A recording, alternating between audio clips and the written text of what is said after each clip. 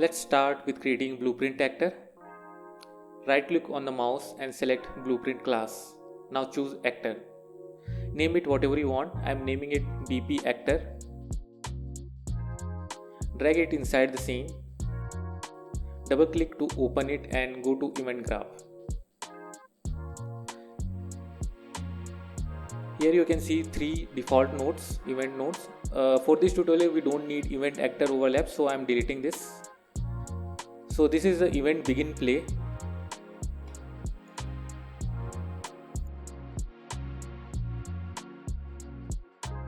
Anything connected after the event begin play node will run once when the game starts. I am adding a print string node and connecting it to begin play.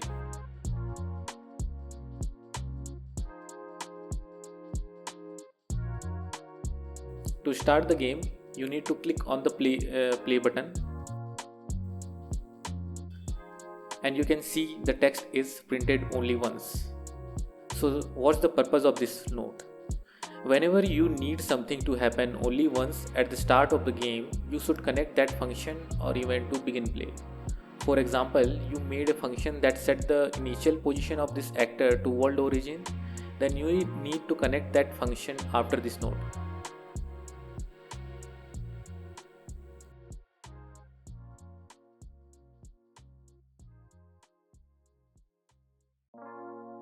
Now let's look at event tick.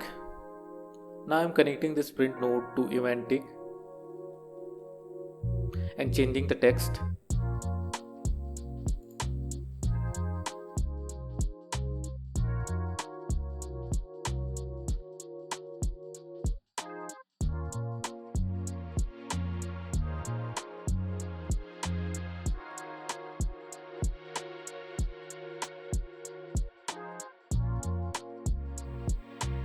As you can see, the text is now being printed every frame while the game is running.